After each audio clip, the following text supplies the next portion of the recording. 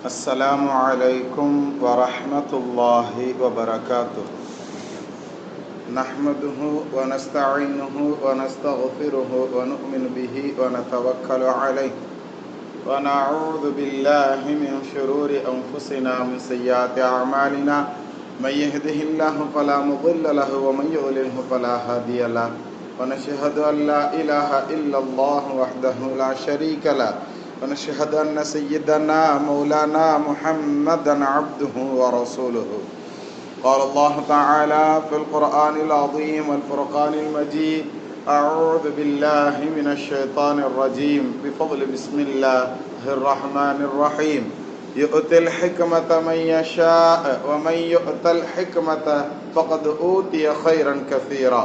قال نبينا صلى الله عليه وسلم: اللهم لا تجعل مصيبتنا في ديننا ولا تجعل الدنيا أكبر همنا ولا مبلغ علمنا ولا تسلط علينا من لا يرحمنا. صدق الله المولانا العلي العظيم. صدق النبي صلى الله عليه وسلم. رب اشرح لي صدري ويسر لي أمري واحلل عقدة من لساني يفقهوا قولي. سبحانك لا علم لنا إلا ما علمتنا إنك أنت العليم الحكيم. புகழனைத்தும் அல்லாஹ்விற்கே சொந்தம். இரலக தலைவரும் பெருமானார் ரசூலே கரீம் ஸல்லல்லாஹு அலைஹி வஸல்லம் அவர்கள் மீதும் அவர்களை பின்பற்றிய சஹாபாக்கள், தாபீன்கள், தபா தாபீன்கள், இமாம்கள், அவுலியாக்கள், ஷஹதாக்கள், நாதாக்கள், சாலிஹீன்கள், குறிப்பாக அமர்ந்திருக்கக்கூடிய நம் அனைவர்களின் மீதும், முஃமினான முஸ்லிமான ஆண் பெண் அனைவர்களின் மீதும் அல்லாஹ்வினுடைய சாந்தியும் சமாதானமும் அன்பும் அருளும் பாதுகாப்பும் என்னென்றும் உண்டாவதாக. ஆமீன்.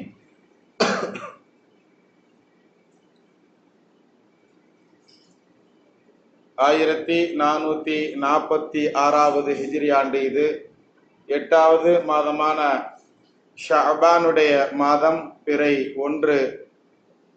இந்த ஜும்மாவில் நாம் அமர்ந்திருக்கிறோம். அல்லாஹ் தஆலா இந்த ஜும்மாவினுடைய அனைத்து நலன்களையும் அடைந்து கொண்ட நல்லவர்களாகவும் நம் அனைவர்களையும் அல்லாஹ் கபூல் செய்வானாக. அல்லாஹ் நோயற்ற வாழ்வை நம் அனைவர்களுக்கும் நசீபாக்கி தருவானாக. அவனை நினைத்து வாழக்கூடிய நல்ல முஃமின்களாக நம் அனைவர்களையும் அல்லாஹ் கபூல் செய்வானாக. அனைத்து விதமான ஆபத்துகளை விட்டு அல்லாஹ் காத்தருள் புரிவானாக. திடீர் மூத்துகளை விட்டும், மரணங்களை விட்டும், ஆக்சிடென்ட்களை விட்டும், ஆஸ்பத்திரிகளுடைய செலவுகள் சிரமங்களை விட்டும் அல்லாஹ் தஆலா காத்தருள் புரிவானாக. பிஹக்கி சய்யிதினா வ ஆலி சய்யிதினா முஹம்மதின் ஸல்லல்லாஹு அலைஹி வஸல்லம். கண்ணியமானவர்களே, சென்ற சில வாரங்களில் நமக்கு மத்தியில் நாம் செய்த முதாக்கராக்களில் ஒன்று, நம்ம மார்க்கத்தை பத்தி நல்ல முறையில நாம தெரிந்து கொள்வது. அப்படி நம்மளுடைய மார்க்கம், நம்மளுடைய ஷரியத், நம்மளுடைய சட்டங்கள், இது சம்பந்தமாக நாம் எந்த அளவிற்கு தெளிவாக தெரிந்து வைத்திருக்கிறோம் என்பது சம்பந்தமான சில விஷயங்களை நாம் பார்ப்பதற்கு இருக்கிறோம். அல்லாஹ் தஆலா சொல்றபடியும் கேட்கிறபடியும் அமல் செய்யக்கூடிய பாக்கியவான்களில் நம் அனைவர்களையும் அல்லாஹ் கபூல் செய்வானாக. கண்ணியமானவர்களை, நாம் தலைப்புல ஓதி காட்டிய ஒரே ஒரு ஆயத்தினுடைய சிறு பகுதி, யுத்தில் ஹிக்மத மையஷா. அல்லாஹ் தான் நாடியவர்களுக்குத்தான் ஹிக்மத் என்ற அந்த கல்வி ஞானத்தை அல்லாஹ் தருவதாக சொல்கிறான். வமை யுத்தல் ஹிக்மத ஃபகத் ஊதிய கைரன் கசீரா. யார் அந்த ஹிக்மத் என்ற அந்த கல்வி ஞானம் கொடுக்க பெறுகிறாரோ அவர்தான் எல்லா நலவுகளும் கொடுக்க பெற்றவர் என்பதாக அல்லாஹ் அந்த வசனத்தை சொல்லி முடிப்பான்.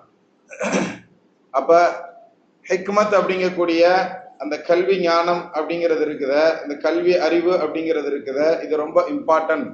இது கிடைச்சிருச்சுன்னா மற்ற எல்லாம் கிடைத்ததுதான் என்று அல்லாஹ்வே என்ன செஞ்சிருக்கிறார், நம்ம குர்ஆன் ஷரீஃப்ல தெளிவுபடுத்தி இருக்கும் பொழுது, மற்ற விஷயங்களை பார்ப்பதை காட்டிலும் நாம் ஹிக்மத் என்ற இந்த கல்வி ஞானம் எவரிடத்துல இருக்கிறதோ அவர்களை தேர்ந்தெடுத்துக் கொள்வது எல்லா விதங்களிலும் சிறப்பு. அப்படிப்பட்ட நபர்களாக நாமும் இருப்பது ரொம்ப ரொம்ப சிறப்புங்கிறத கவனத்தில் எடுத்துக்கணும்.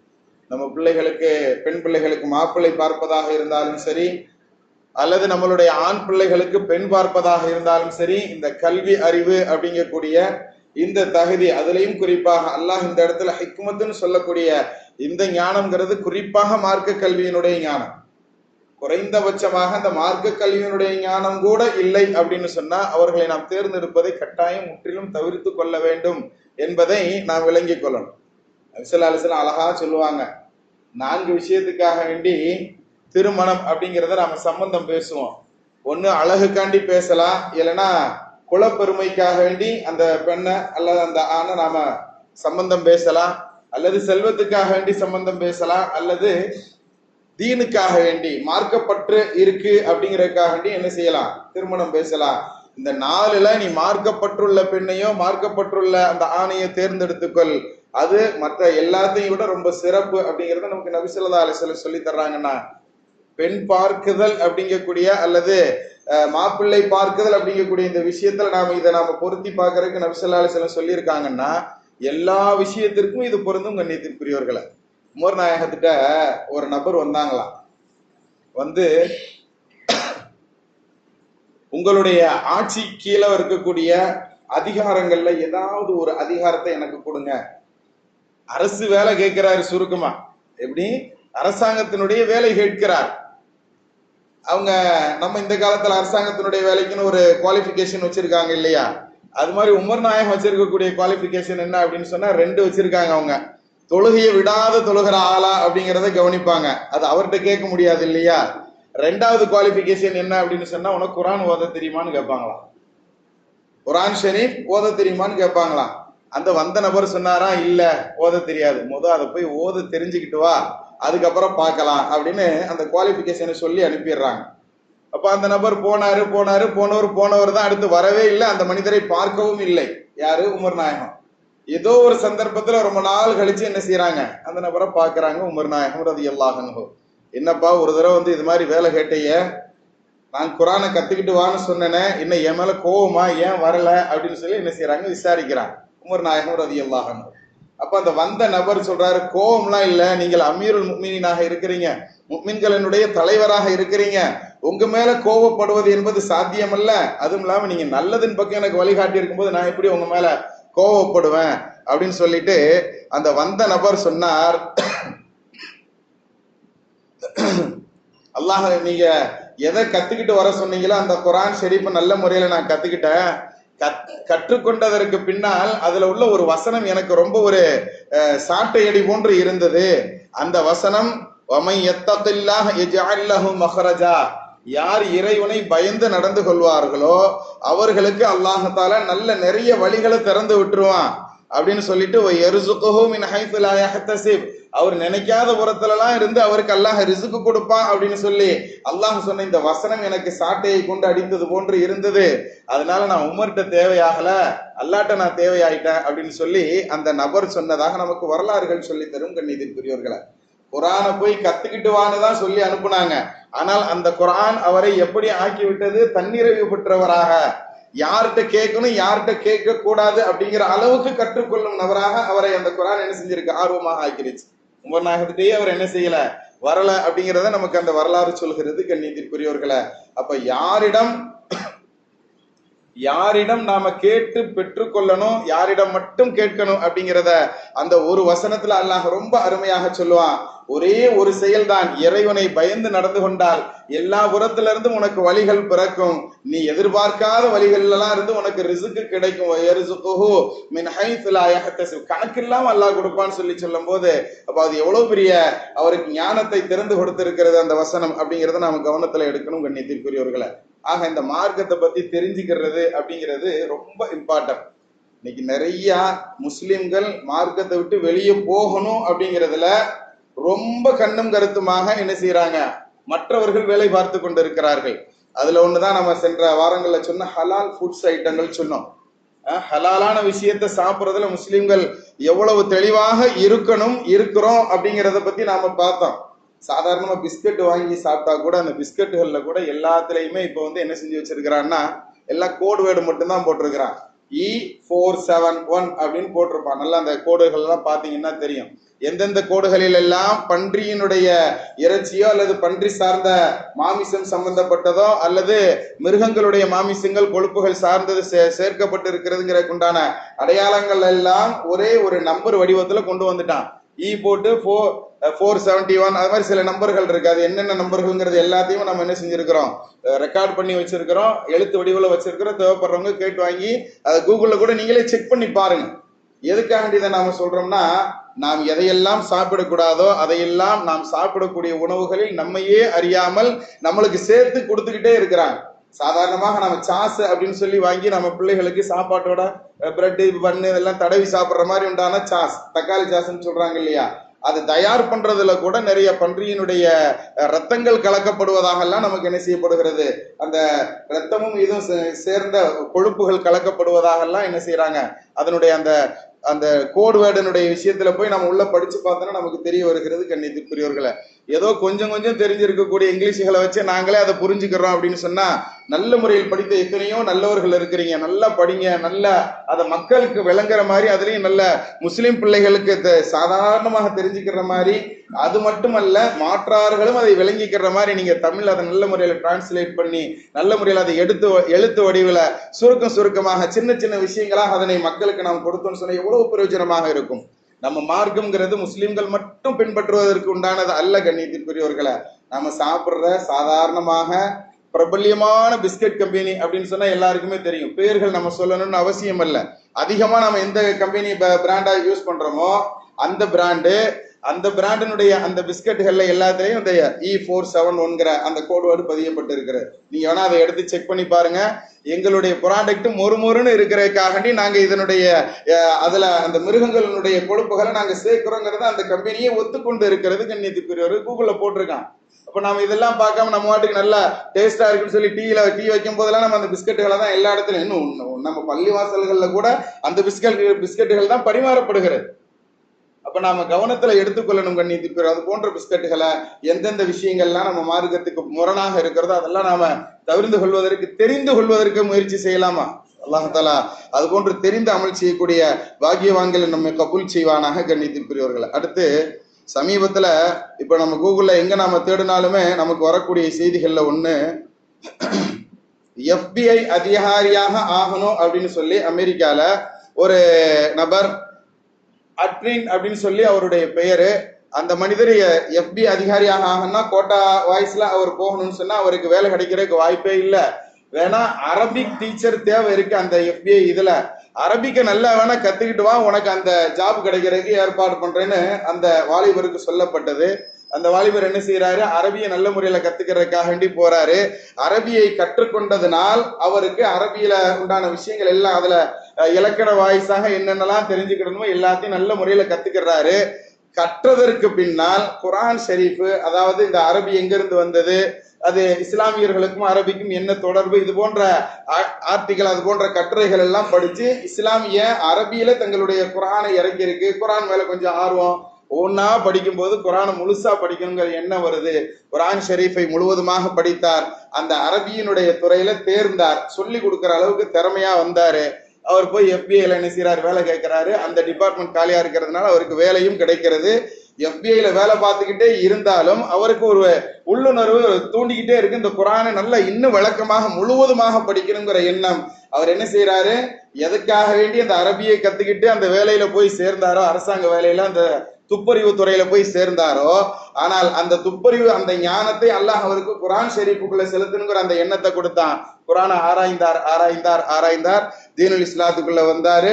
கடைசியில அந்த எதுக்காக அரபியை கத்துக்கிட்டாரோ அந்த வேலையே எனக்கு வேண்டான்னு சொல்லி இந்த குர்ஆனை எல்லோருக்கும் கற்றுக் கொடுக்கணுங்கிற அந்த எண்ணத்துக்குள்ள வந்து அதிகமாக இப்ப அந்த குர்ஆன் ஷரீஃபை கற்றுக் கொடுக்கக்கூடிய ஒரு முதர்ரிஸாக, ஒரு ஆசிரியராக, மக்தபு உஸ்தாதாக அமெரிக்கால ஒரு பள்ளிவாசல்ல இருக்காரு. கண்ணியத்திற்குரியவர்களை, எதுக்கு நாம சொல்றோம் அப்படின்னு சொன்னா, குர்ஆன் ஷரீஃப் இருக்கிற இது வந்து தங்களுக்குள்ளேயே அந்த மனிதனை செதுக்கி கொள்ளக்கூடிய ஒரு பண்பு அந்த குர்ஆனுக்கு உண்டு. அது ஏன்னா அல்லாஹ் பேசுனது, சாதாரண நம்ம பேச்சு கிடையாது இல்லையா. நம்ம பேசுறாருந்தா என்ன பேசுவோம், நம்மளுடைய பேச்சுக்கள் எப்படி இருக்கும், எதெல்லாம் பேசக்கூடாதுன்னு நம்ம மார்க்கம் தடை செய்திருக்கிறதோ அப்படித்தான் நம்மளுடைய பேச்சுக்கள் அமைந்திருக்கும். நபி ஸல்லல்லாஹு அலைஹி வஸல்லம் அவர்கள் சொல்லக்கூடிய ஒரு செய்திய இமாம் ஹசன் பஸ்ரி ரஹ்மத்துல்லாஹி அலைஹி அவங்க சொல்லுவாங்க, சக மனிதன்ட்ட இருக்கக்கூடிய குறைகளை பேசுறது அப்படிங்கிறது இருக்குத, இதற்கு பெயரும் புறம் பேசுறது தான், கீபத் அப்படின்னு அரபியில சொல்லுவாங்க. அதே மாதிரி சக மனிதன்ட்ட இல்லாததை பேசுறது அப்படிங்கிறது இருக்குத, இதுக்கு பேர் வந்து புஹ்தான், அது பெரிய குற்றம் அப்படிங்கிற விஷயத்த சொல்லுவாங்க. அதே மாதிரி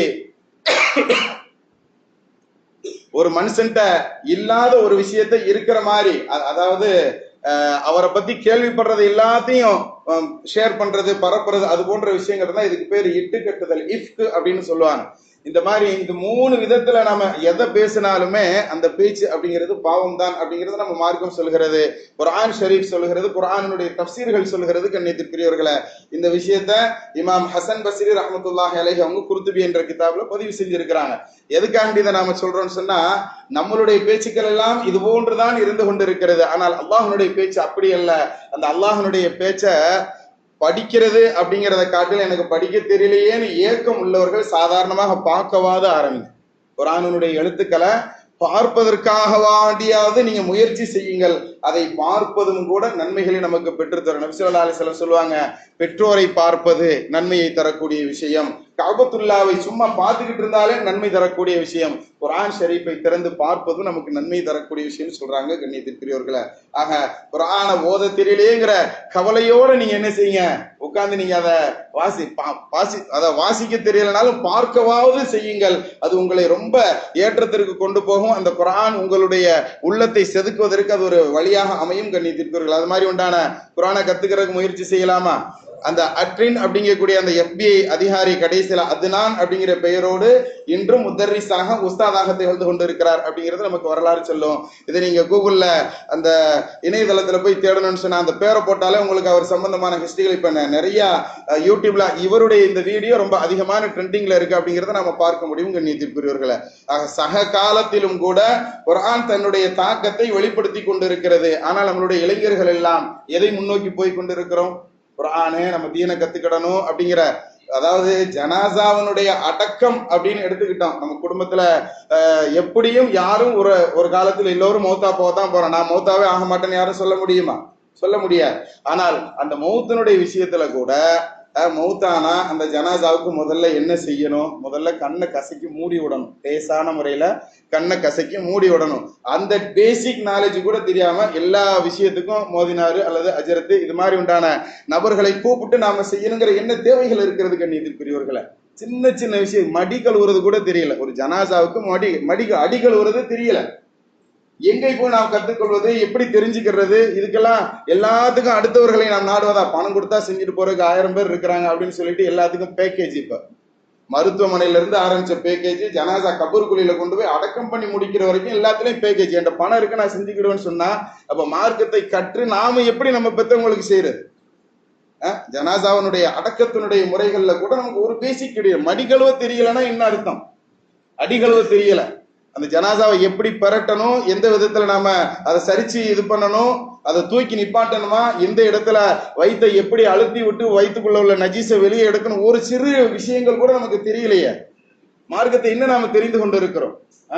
மார்க்கத்தை கத்துக்கிடணும் அப்படிங்கக்கூடிய அந்த நாலேஜ் நம்மள்ட்ட ரொம்ப ரொம்ப ரொம்ப ரொம்ப குறைஞ்சிக்கிட்டே போகுது. கண்ணியத்திற்குரியவர்களை, எந்த அளவுக்கு குறைஞ்சிருச்சு அப்படின்னு சொன்னா, சுருக்கமா ஒரே ஒரு உதாரணம் சொல்லட்டுமா?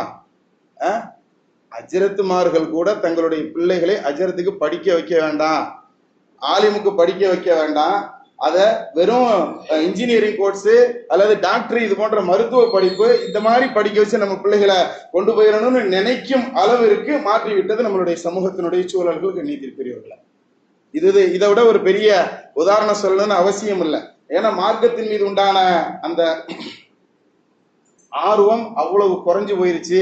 அது எப்படினாலும் அதை நிறைவேற்றிக்கிறதுக்கு அதுலயும் இந்த காலத்தை பொறுத்த வரைக்கும் அது செய்ய வேண்டாம், இது செய்ய வேண்டாம், எதுவுமே செய்ய வேண்டாம். கடைசியில குர்ஆனும் இல்ல, குர்ஆனை படிக்கணுங்கிற ஆர்வமும் இல்ல, எதை எடுத்தாலும் அது பிதத்துங்கிற ஒரு பெயரை சொல்லி நல்ல விஷயங்களை எல்லாம் தடுத்து கொண்டே வர்றாங்க ஒரு சிலர்கள். இப்படியே தடுத்து கடைசியில குர்ஆனும் நம்மை விட்டு செல்லக்கூடிய மார்க்கத்தினுடைய ஷரியத் சட்டம்னா என்னன்னு தெரியல. ஒரு நபர் வந்து கேட்கிறாரு, ஒரு பிள்ளைய நான் கல்யாணம் பண்ணேன், அந்த அம்மா இறந்து போச்சு, எனக்கு அந்த அம்மாவுக்கும் ஒரு குழந்தை பிறந்துச்சு, அந்த அம்மா இறந்து போயிருச்சு. இப்ப அந்த மனைவியினுடைய தகப்பனார் இப்பதான் சமீபத்துல இறந்தாரு, சொத்து பிரிச்சாங்க, என் மனைவிக்கு சேர வேண்டிய சொத்து எனக்கு தரல, என்ன சட்டம் இது அப்படின்னு வந்து கேட்கிறார். யாருடைய சொத்தை பிரிக்கிறோமோ அவர் மௌத்தா போறதுக்கு முன்னாடி, அவங்க பிள்ளைங்க யாரும் மௌத்தா போயிட்டாங்கன்னா, தகப்பனுக்கு முன்னால் பிள்ளைங்க மௌத்தா போயிருச்சுன்னா அந்த இறந்து போன பிள்ளைகளுக்கு சொத்து கொடுக்கணுங்கிறது ஷரியத் சட்டம் கிடையாது. அப்படி இருக்கும்போது இவர் என்ன செய்யறாரு, அந்த எப்படி சட்டம் கேட்கிறாரு, என் மனைவிக்கு உண்டான சொத்து தரல அப்படின்னு சொல்லி கேட்கிறாரு. அதாவது ஒரு வித பாயிண்ட் எப்படி பார்க்கணுமோ அது ஷரியத்தை முழுவதுமாக தெரிந்து கொள்வதற்குண்டான ஆர்வங்கள் இல்ல. எல்லாருமே இப்ப நம்ம எப்படி ஆயிட்டோம் அப்படின்னு சொன்னா, நமக்கு தோதுவா ஷரியத்தை வளைச்சு கொண்டு வர்றதுக்கு என்னென்னலாம் வாய்ப்பு இருக்குமோ அந்த மாதிரி வாய்ப்புகளை தான் செய்யறோம். ஒரு சந்தேகம் கேட்க வந்தா கூட அந்த சந்தேகத்துல எனக்கு இன்ன பதில் நீங்க சொல்லணும் அப்படிங்கிற மாதிரி உண்டான தோரணைகளில் தான் நம்மளுடைய சந்தேகங்கள் கூட இருக்கிறது கண்ணியத்திற்குரியவர்களே. கடைசியில நம்ம வாயில இருந்து பரவாயில்ல அப்படி செஞ்சா கூட பரவாயில்லைன்னு சொல்ற அளவுக்கு நம்மளை கொண்டு என்ன செஞ்சிடறாங்க, அப்படி நிப்பாட்டிடுறாங்க கண்ணியத்திற்குரியவர்களே. அப்ப மார்க்கத்தை தனக்கு தோதுவாக வளைத்துக் கொள்வதற்குண்டான சூழ்நிலைகள் தான் எல்லா இடங்களிலும் நடந்து கொண்டிருக்கிறது. அது பெரிய ஆபத்து. அது நம்ம நரகத்துல கொண்டு போய் விடக்கூடிய செயல்களை கொண்டு போய் சேர்த்துரும் கண்ணியத்திற்குரியவர்கள். நாம ரொம்ப கவனமாக இருக்க வேண்டிய, அதாவது இப்ப இந்த தலைமுறையே இப்படி இருக்குன்னு சொன்னா இன்னும் வரக்கூடிய காலங்கள் எவ்வளவு மோசமாக இருக்கும் என்பதை நீங்கள் கவனத்தில் கொள்ளுங்கள். மார்க்கத்தை நல்ல முறையில கத்துக்கிடணும், அதன் பிரகாரம் நம்மளுடைய பிள்ளைகளை வளர வைக்கணுங்கிற நல்ல எண்ணத்தோடு நாம் மார்க்கத்தை கற்றுக்கொள்வதன் பிரகாரம் நடப்போம். அல்லாஹ் அருள் புரிவானாக.